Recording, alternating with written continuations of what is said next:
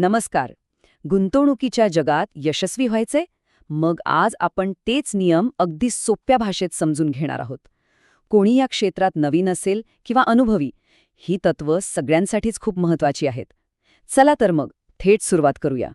Benjamin Graham यांचं हे वाक्य खूप काही सांगून जातं. गुंतवणुकीतलं खरं युद्ध शेअर बाजारात नाही, तर आपल्या स्वतःच्या मनात सुरू असतं.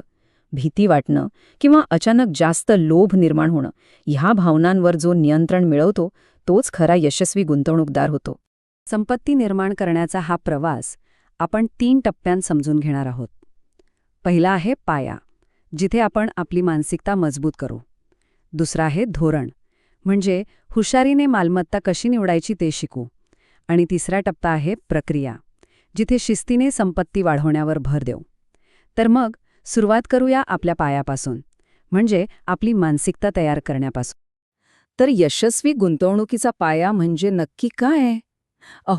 कोणतीही गुंतवणूक करण्याआधी एक मजबूत मानसिक तयारी करणं खूप गरजेचं आहे. कारण शेवटी आपली विचार करण्याची पद्धतच ठरवते की आपल्याला गुंतवणुकीत यश मिळेल की नाही. गुंतवणुकीचा पहिला आणि सगळ्यात महत्त्वाचा नियम, तो म्हणजे सुरुवात नेहमी छोटी करा आणि त्यात सातत्य ठेवा. एकदम मोठी रक्कम गुंतवली की नुकसान होण्याची भीती वाटते.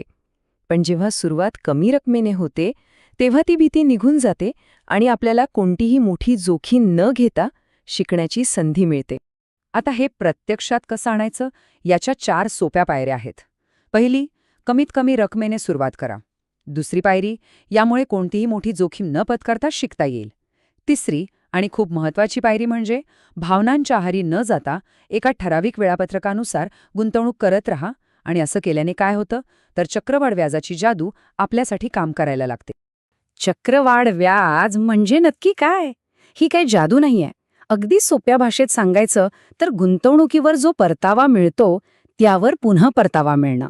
पण हे आपोआप होत नाही, यासाठी वेळ आणि सातत्य द्यावं लागतं. हे अगदी झाड लावण्यासारखं आहे नाही का? बी पेरल्यावर त्याला रोज पाणी घातलं तरच काही वर्षांनी त्याचा मोठ्या वृक्षात रूपांतर होतं.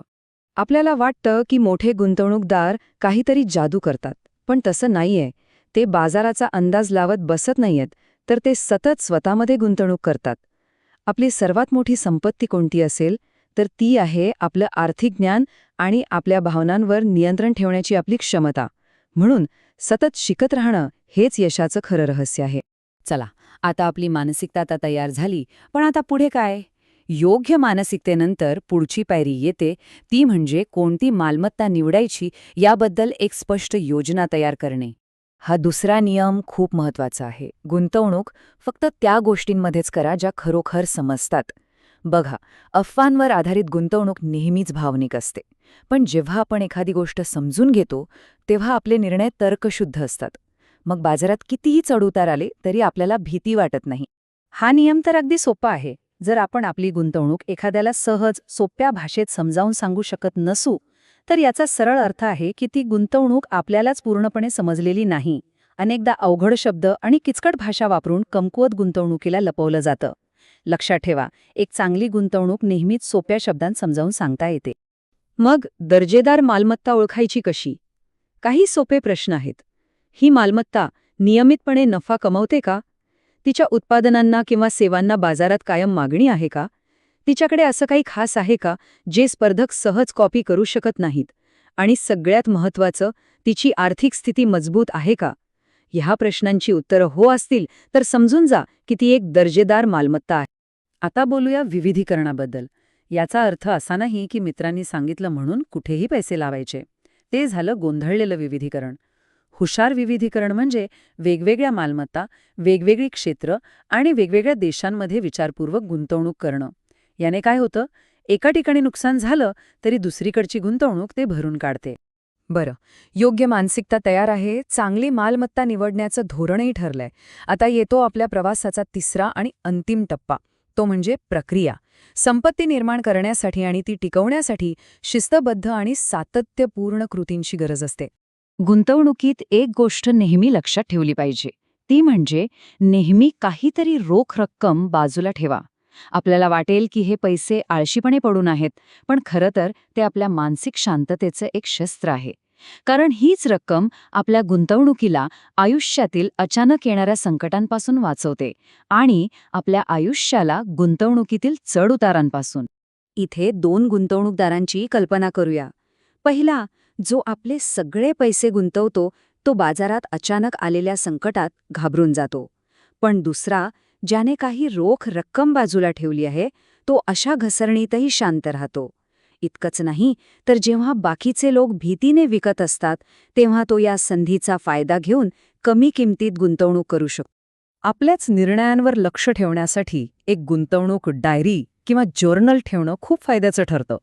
आपण एखादी गुंतवणूक का केली आणि तेव्हा आपली मनस्थिती कशी होती हे लिहून ठेवा आणि दर 3 महिन्यांनी त्याचा आढावा घ्या. यामुळे आपल्या चुका आपल्या लक्षात येतात आणि त्या पुन्हा होणार नाही. आणि आता शेवटचा नियम, तो म्हणजे नेहमी तर्कशुद्ध निर्णय घ्या. भावनिक निर्णय हे नेहमी अफवा आणि दबावाखाली घेतले जातात. याउलट तर्कशुद्ध निर्णय हे माहिती आणि विश्लेषणावर आधारित असतात. यशस्वी गुंतवणूकदार कधीही भावनेच्या भरात निर्णय घेत नाहीत. ते नेहमी जोखीम आणि मूल्यांकन यालाच महत्त्व देतात. चला तर थोडक्यात सगळं आठवूया. संपत्ती निर्माण करण्याच्या या 3 महत्त्वाच्या किल्ल्या आहेत. पहिली, एक मजबूत मानसिक पाया तयार करणे. दुसरी, ज्या मालमत्ता आपल्याला समजतात अशाच दर्जेदार मालमत्ता निवडणे. आणि तिसरी, शिस्तबद्ध प्रक्रियेचं पालन करणे. या 3 गोष्टी आपल्याला दीर्घकाळ टिकणारी संपत्ती निर्माण करायला नक्कीच मदत करतील. आता सगळ्यात महत्त्वाचा प्रश्न, ही सर्व माहिती ऐकल्यावर गुंतवणुकीच्या दिशेने आपण आपली पहिली ठोस पायरी कोणती उचलणार आहोत? याचा विचार करा, एक योजना बनवा आणि सगळ्यात महत्त्वाचं म्हणजे सुरुवात करा. कारण योग्य वेळी केलेली एक छोटीशी सुरुवातच मोठ्या भविष्याचा पाया रचू शकते.